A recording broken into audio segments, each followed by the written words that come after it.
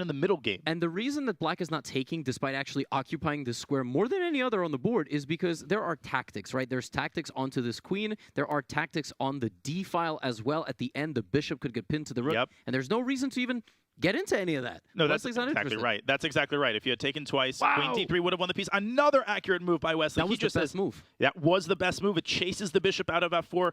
Nihal has his back against the wall. If you have to play bishop h2, oh my God, Levy, at that point, H6 played. He's last sacrificing chance. the bishop. No, but he can just take it, and the knight defends g7, and you can't take the knight because the rook takes on d1 with check. G takes f4, wins the game for Wesley. Yep. All he G has to takes do f4 is over. G takes f4, king slides over, and that's it. There's no queen g7. It's a blunder of a bishop, or I don't know, maybe just a failed sacrifice.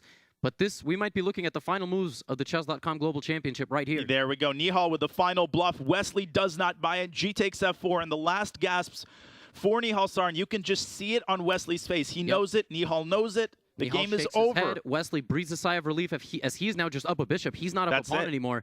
Zero compensation. On the next move, he's taking that knight off the board immediately. Get out of there. Nihal grabs his head. Oh my God. And it's not just this game that's flying over his mind. It's the entire match. No, it's the entire match. He did not play like himself the past few days. He's deciding whether to hit the resign button or make a few more moves. Yeah. We'll see what he decides. Well, he's got 30 seconds to make that decision. I think he might throw in a check on g4 over a mouse slip. King h8 does get mated. Yes, king h8 is made in one. Yep, he does it. King f8. Instantly, the response by Wesley. Got 2 minutes on the clock. That's over. This is it. This is it. There is absolutely nothing here. There is nothing here. Oh, the top engine move is knight takes f5, just giving away an entire rook and then a knight. Yeah, that's not going to happen as time is ticking. Nihal just thinking what went wrong. The final seconds of the 2022 CGC, the inaugural edition, happening right now. Okay, he takes on d1, but now it's just a full extra bishop for Wesley. Yeah, we might get a queen d3 or a queen d5. Yeah, queen takes c5. I think you can just collect. Yep. Collect the pawn, defend everything. No back rank checkmate. Wesley enjoying himself. A sigh of relief as he knows that he just won $200,000. Not quite yet. He's a couple moves away. Okay. Queen takes c5, queen d7 is Nihal's idea, by the way. I don't know. Queen e6. Okay. Yeah. And Wesley has the luxury of just chilling out. He can take his time. Yeah, he's up a lot. Let's put it this way. But 100K is on the line this game. Can you imagine that? In the next couple of moves, he can Not for make Wesley. or break. Not for Wesley. Not for Wesley, true.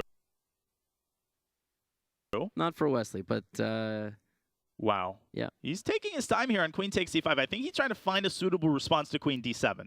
He might give a check. He might e6. just move his bishop. There are ways to blunder, yes, but even if you hang the bishop, you might still be in good shape, but he's not going to do that. I think the surgical way is queen e1 check and then queen back to e6 in order to eliminate the h6 pawn with check. And once that pawn's gone, then the king is safe for life. Yes, queen e1 check. It's a very common technique. I like to call it the boomerang. You go up, you check, and he plays queen d6, also reasonable. He will block the check with the bishop. The king gets some air.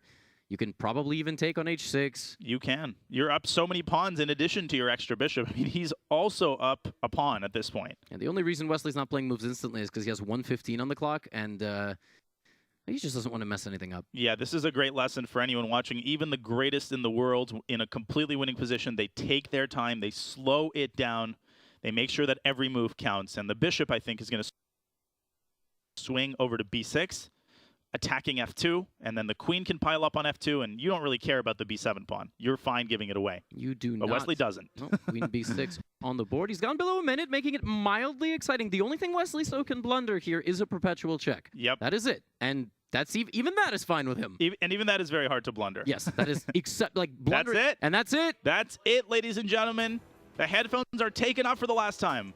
Wesley So. Wesley So is our champion of the 2022 Chess.com Global Championship here in Toronto. All smiles as Wesley takes the first CGC title and the $200,000 first prize. Levy, what a moment. What a moment indeed. Wesley So, we see there holding the 24-carat 50-pound trophy. That may or may not be accurate. Massive congratulations to him. He has been lights out the past 2 matches. I don't know if anybody has ever deserved a victory more than Wesley deserves the CGC title. Let's review our final score. He wins with a dominant score of 4.5, 1.5. It was basically a wire-to-wire victory, Levy. Yeah, it was. From game 1, that Petrov defense where Nihal played prep, that Wesley himself